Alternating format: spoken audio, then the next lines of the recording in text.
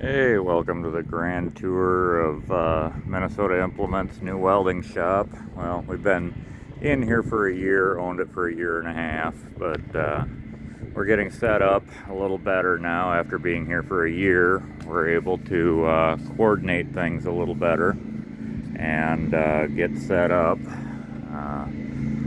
We're Minnesota Implement, and after spending 22 years in a 600 square foot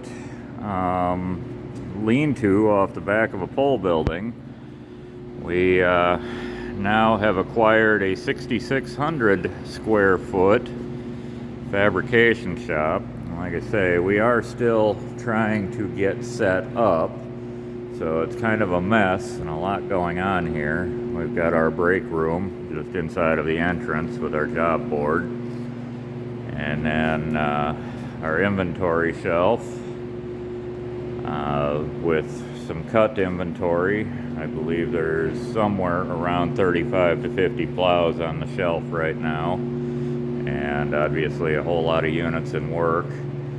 Another inventory shelf, and Lois's welding station. There is a second welding station here where the break room is. That'll eventually get set up, but these are a lot of our lasered parts, which the shelf is actually kind of barren right now. I'm waiting on 200 units worth of processed parts to come in that were ordered 6 weeks ago, and well, modern economy sourcing issues. 6 weeks later, I still don't have my stuff. But some jigging going on here, and like I say, production run.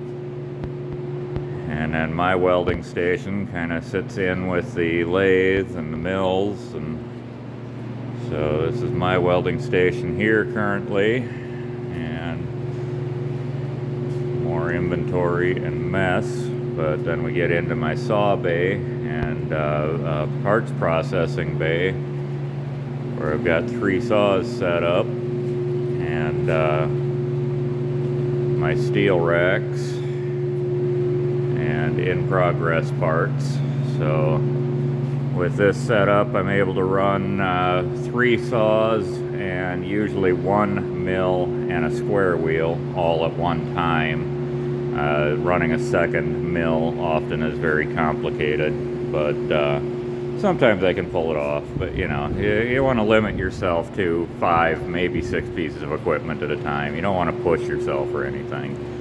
But anyways, that's my steel processing bay, which the steel processing bay by itself is the size of our entire old shop when we weren't using Dad's side of things.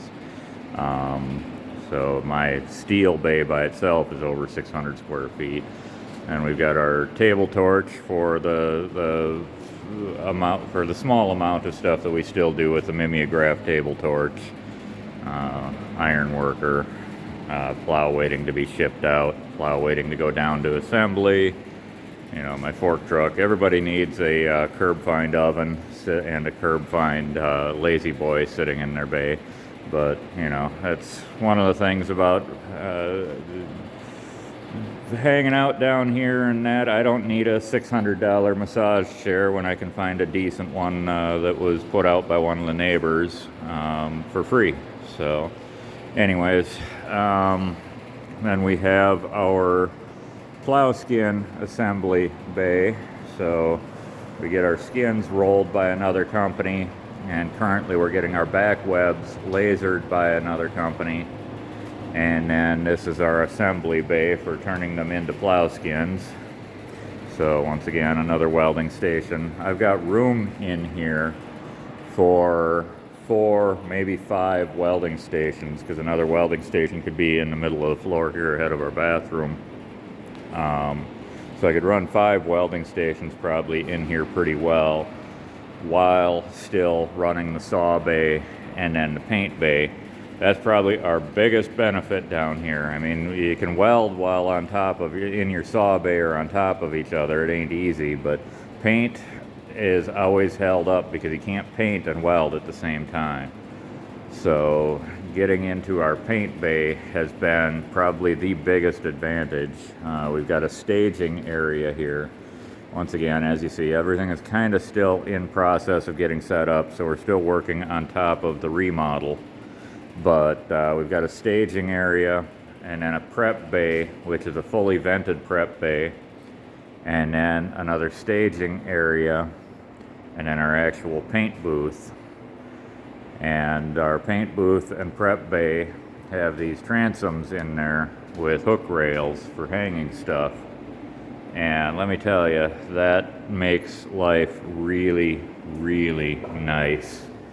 Once again, just this paint booth is about 2/3 of the size of what our shop was at Afton. So we've got a snow bucket and some snowplow parts in here, and then we've got our wall vent.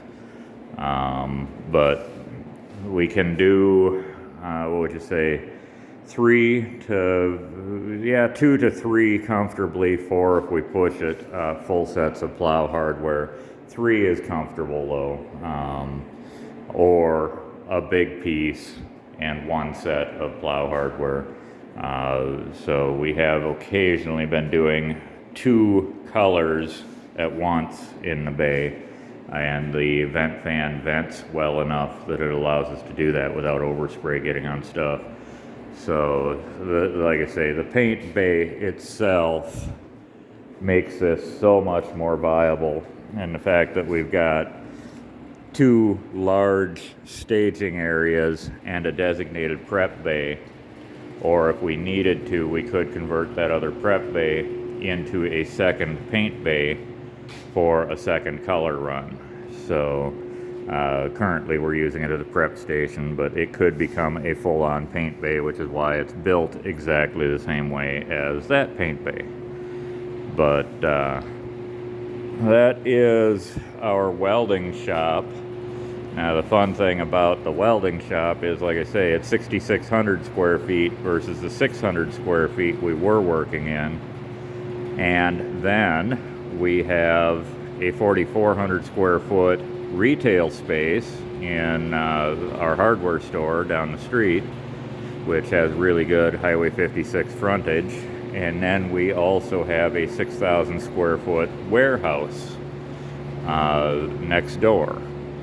So we went from kind of a backyard business to very, very viable with lots and lots of space. We've got the space now that we could very easily accommodate 12 to 15 employees.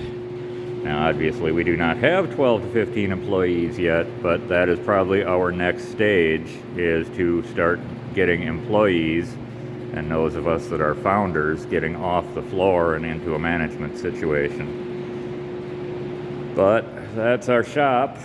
Still a very big mess, but definitely showing signs of moving forward. So thank you for watching, and watch my other videos for more updates. Thank you.